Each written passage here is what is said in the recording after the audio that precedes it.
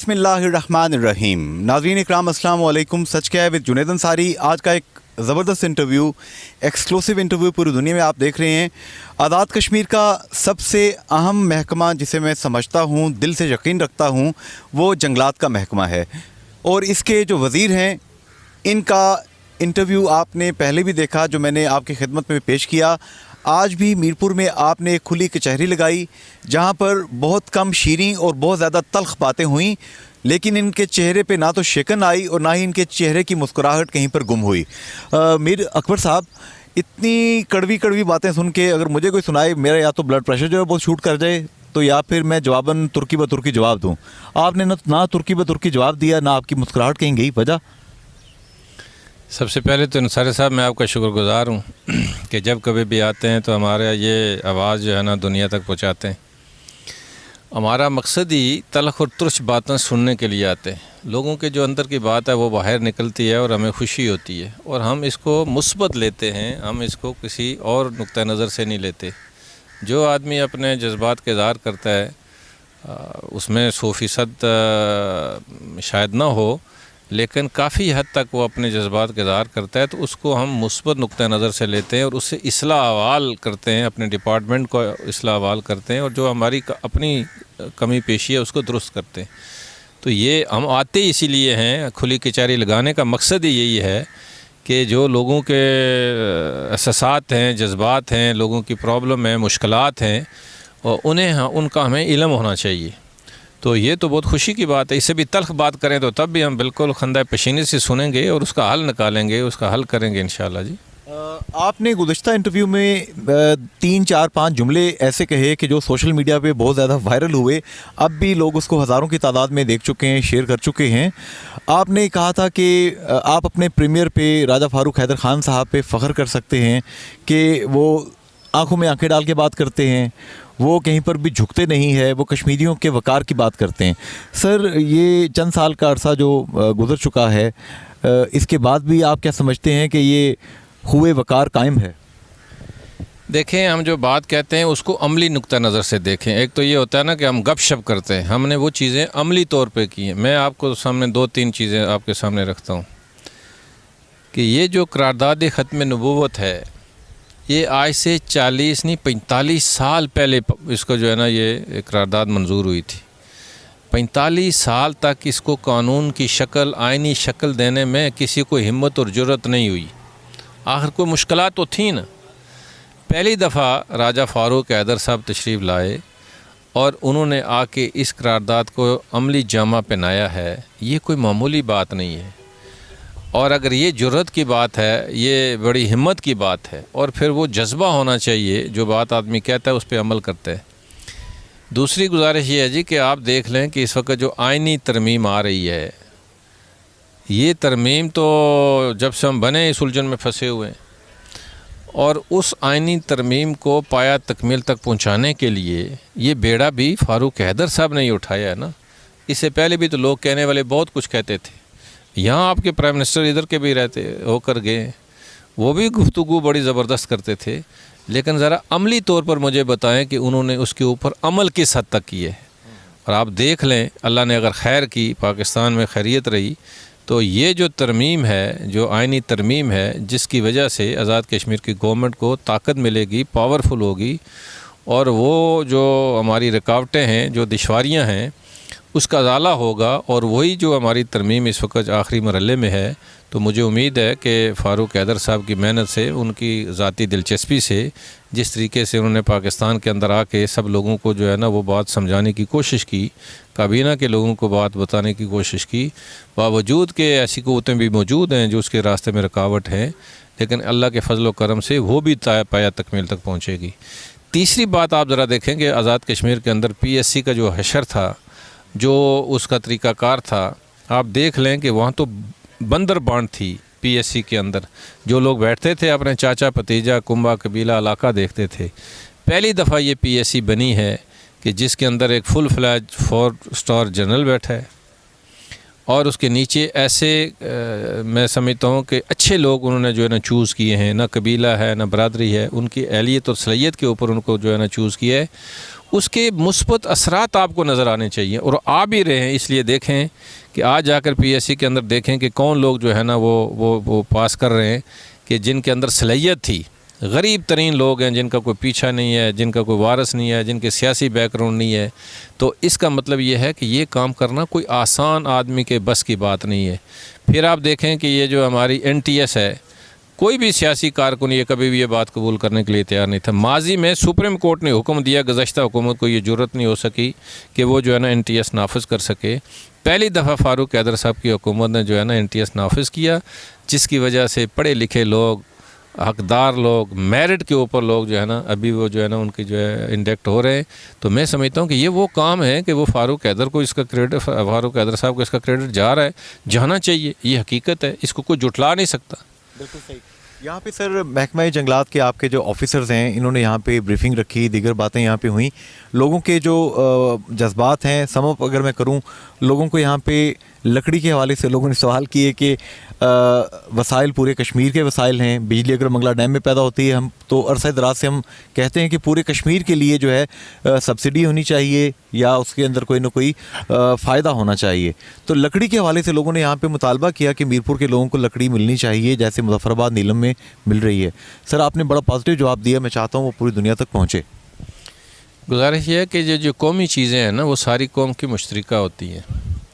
فرض کے آزاد کشمیر میں ہماری جو ہے نا وہ بجلی جو ہے وہ 400 میگا واٹ ہماری ضرورت ہے، تو یہ جو آپ کا صرف منگلہ ہے یہ 1000 کے قریب یہ پیدا کر رہے ہیں، ابھی 1400 ہو گیا ہے۔ اگر آپ بیٹھ جائیں گے یہ ہمارا ہے یا ہم کسی کو نہیں دیتے تو ہم کیا کر سکتے ہیں؟ لیکن یہ چیز ایسی، فرض کے جنگلات ہیں، میرے اپنے باغ کے اندر جنگلات ہیں، حویلی کے اندر ہیں، نیلم کے اندر ہے، اور بھی ہیں، سینسا کے اندر ہیں، تو وہاں کا آدمی بیٹھ جائے سوٹی لے کے کہ جناب یہ میرا جنگل ہے، تو پھر نظام چل نہیں سکتا۔ یہ جو چیزیں یہ قوم کی چیزیں، اور یقیناً یہاں لوگوں کی ضرورت ہے، میرپور کے اندر لکڑی کی ضرورت ہے، شارٹیج ہے، ان کے قرب و جوار جنگل کوئی نہیں ہے، بدقسمتی ہماری یہ ہے۔ تو ہم انشاءاللہ اس کے لیے کوشش کر رہے ہیں کہ ان کو بھی وہی فیسلٹیز ملنی چاہیے جو باغ میں مل رہی ہے، جو حویلی میں مل رہی ہے، جو مظفر آباد میں مل رہی ہے۔ تو اس کے اوپر ہم ورکنگ کر رہے ہیں، اور مجھے امید ہے کہ انشاءاللہ جلد ان لوگوں کی یہ جو شکایت اس کا ازالہ کریں گے اور لوگوں کو جو ہے نا ڈیپو پہ لکڑی ملے گی انشاءاللہ۔ آپ نے فشریز کے حوالے سے بھی یہاں پر مختلف احباب نے جو شکایت کی، ان کی وہ درست فہمی تھی یا غلط فہمی، میں اس بات میں نہیں جاتا، لیکن آپ نے یہاں پہ وائلڈ لائف والوں کو ہدایات جاری کی کہ میرپور کے لوگوں کو جو بھی کوٹا مقرر کیا گیا ہے مچھلی کا وہ ان کو ملنا چاہیے۔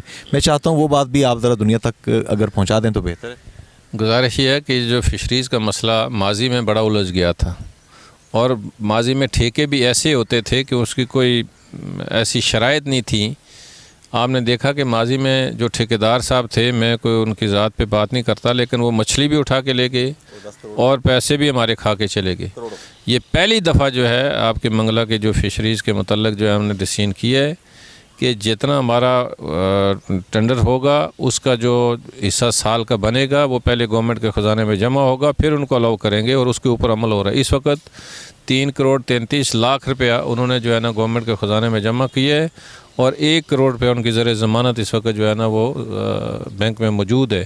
پھر جا کر جو ہے نا انہوں نے جو ایک تو یہ اللہ کے فضل سے ہم نے وہ کرپشن کے راستے سارے روکے، دوسری جو لوگوں کی یہاں جائز ضرورت ہے وہ میں نے یہاں فیصلہ کیا کہ ہماری یہاں کمیٹی بیٹھے گی، قیمت کا بھی تعین دیکھے گی، اور اس کے علاوہ ہماری ترجیح یہ ہے کہ سب سے پہلے منگلہ کے قرب و جوار میں میرپور کے اندر جو ان کی ضرورت ہے، یہ کیوں کراچی کی مچھلی یہاں استعمال کرے اور ہماری باہر جائے، اور جو ضرورت ہمارے لوگوں کی یہاں ہے سب سے پہلے اس کو پوری کریں، اس کے بعد جو بچتی ہے تو اس کو جو ہے نا پھر وہ سیل کریں آگے جہاں تک جانا چاہتے ہو۔ اس کے لیے ہم انشاءاللہ اس کا پیرا بھی دیں گے۔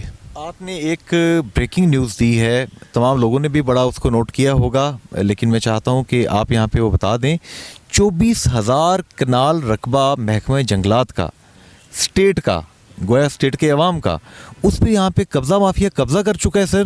تو پچھلی حکومت نے یہ جو کچھ کیا ہے، یہ غلط آرڈرز دیے صاحب۔ 24,000 کنال، یہ اربوں روپے کی پراپرٹی ہے جس پہ قبضہ کیا گیا ہے، یہ واگزار کون کرائے گا؟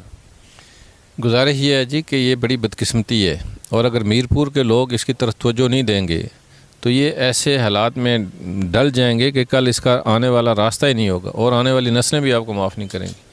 कहने का मकसद ये है कि जो हमारी प्रॉपर्टी से मुराद जो महकमा जंगलात की प्रॉपर्टी थी, जहाँ पर सब्ज़ा लगाया जाता है, जहाँ दरख्त लगाया जाता है, उसकी वजह से हमारा क्लाइमेट के अंदर बड़ा असर पड़ता है।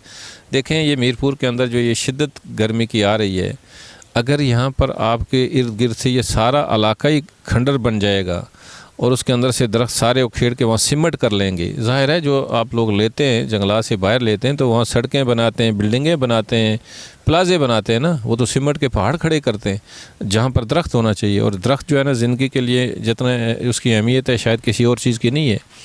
मेरे नोटिस में अभी ये बात आई है कि 3,000 साढ़े 3,000 कनाल रकबा जो था, जो हमारा फॉरेस्ट का रकबा था, वो किसी न किसी शक्ल में फ़र्ज़ के 2,000 कनाल 4,000 कनाल आपने किसी कॉलेज को दे दिया, किसी यूनिवर्सिटी को दे दिया, किसी स्कूल को दे दिया, किसी अस्पताल को दे दिया। वेयर एज़ के और इसके अलावा और भी रकबा जात तो मौजूद हैं, खालसा जात मौजूद हैं, यहाँ आपकी मलिका और बहुत से ऐसे इलाके हैं। ये जो ट्रेंड मीरपुर के अंदर चला है, ये मीरपुरियों के लिए कल मैं समझता हूँ कि मुश्किल का पेश खैमा है, इसके ऊपर इनको खुसूसी देखना चाहिए। हम इंशाल्लाह कोशिश करेंगे, मैंने अपने डिपार्टमेंट को हदायत की है कि ये इसके लिए तहरीक करें और हम आइंदा के लिए तो इंशाल्लाह अल्लाह ने खैर की, जब तक हम यहाँ बैठे हैं कोशिश करेंगे कि ये रवायात इसमें कमी आ जाए, ख़त्म हो जाए। लेकिन जो रकबा हमसे गया है वो रकबा भी किसी और शक्ल से हमें मिलना चाहिए। आज तक जो भी चीज़ हमने दी है किसी इदारे को दी है तो उतना रकबा जो है हमने अपने नाम पर, अपने फॉरेस्ट के नाम पर उसका इंतकाल किया है, अपना कब्ज़ा किया है, वो हवाले हुई है तो फिर हमने किसी को NOC दी है, अदरवाइज़ हमने कभी NOC देने की तसव्वुर भी नहीं किए। यहाँ पे आखिरी सवाल सर, चूँकि आपके कमिटमेंट्स काफ़ी ज़्यादा हैं, चंद एक दिनों से हम बहुत ही अजीब व गरीब चीज़ें देख रहे हैं। कश्मीरी कौम जो है, जम्मू कश्मीर के लोग जो हैं, ये वैल्यूज़ वाले लोग हैं, फैमिली सिस्टम है यहाँ पे, एक दूसरे की कदर करते हैं। किसी की अगर तनकीद भी किसी पे की जाती है, हम देखते रहे हैं कि अदब आदाब का एक दायरा होता था जिसके अंदर रह के बात की जाती थी। हम देख रहे हैं पाकिस्तान में ख्वाजा आसिफ साहब, एहसन इकबाल साहब, फिर मियां मोहम्मद नवाज शरीफ साहब, फिर इमरान खान साहब, अलीम खान साहब। सर ये जो एक नेगेटिव ट्रैफिक चल पड़ी है, आप इसका ज़िम्मेदार किसे समझते हैं और क्या तमाम पार्टीज़ को मिल बैठ के एक चार्टर मुकर्रर नहीं करना चाहिए कि ये बाउंड्री ऐसे हम अबूर नहीं करेंगे? ये बड़ी बदकिस्मती है कि सियासत के अंदर ये गाल गलोच जो आ गया है। देखें, तनकीद हर आदमी का हक़ है, तनकीद अपोजिशन करती है, लेकिन वो एक तरीके सलीके से करती है, वो अल्फाज का बेहतर चुनाव करती है और अपना मैसेज पहुंचाती है। लेकिन ये जिस तरीके से अभी हमारी लीडरशिप जो है, आप देख लें, मैं किसी का नाम लूँ तो मुनासिब नहीं है, लेकिन पाकिस्तान के अंदर जो हो रहा है वो बहुत ही बदकिस्मती। अल्लाह का करम है आज़ाद कश्मीर के अंदर ये ट्रेंड नहीं है। आप देखें यहाँ सरदार कयूम साहब रहे, सिकंदर अयाज साहब रहे, KH खुर्शीद रहे, सरदार इब्राहिम ख़ान रहे, मुजाहिद अव्वल रहे, इस तरह के लोग रहे। वो तनकीद भी करते थे लेकिन कभी किसी की ज़ात पर किसी के इंसल्ट कभी भी नहीं करते थे। वो बावकार लोग थे, सियासत के उन्होंने एक रवायात कायम की हैं। यहाँ भी कमी पेशी थोड़ी बहुत ही हो रही है, लेकिन पाकिस्तान के अंदर जो कुछ हो रहा है ये किसी तौर पर आप देखें उसका क्या रिज़ल्ट निकला। अभी लोगों ने जूते उठा के मारना शुरू कर दिए, कभी किसी को मारना शुरू कर दिया, कल को 6 आदमी कुछ लोगों ने जूते उठा के मार दिए। अगर आप इस तरह का माहौल पैदा करेंगे तो ये माहौल इनके लिए मुनासिब भी नहीं है और ये पाकिस्तान के अंदर मैं समझता हूँ कि ये तरह ख़त्म होनी चाहिए। और ये जो ज़बान इस्तेमाल की जा रही है, ख़ुसूसन एक जो हमारे लीडर हैं जो अभी इस इक़्तिदार की वो ख्वाब देख रहे हैं कि हम जल्द पहुँचें, जो रास्ता उन्होंने इख्तियार किया है मेरे ख्याल में वो बड़ा बदकिस्मत है, वो रास्ता कभी मंजिल पे पहुँचेगा ही नहीं। जी हकीमुल उम्मत अल्लामा मोहम्मद इकबाल रहमतुल्लाह अलैह का शेर है कि शजर है फ़िरका आराई तासुब है समर इसका, शजर है फ़िरका आराई तासुब है समर इसका, ये वो फल है कि जन्नत से निकलवाता है आदम को। सियासत कीजिए, कौम की बेहतरी के दावे कीजिए, बातें कीजिए, लेकिन मेहरबानी करके आदाब का और तहज़ीब का जो दायरा है उसको भी देखिए।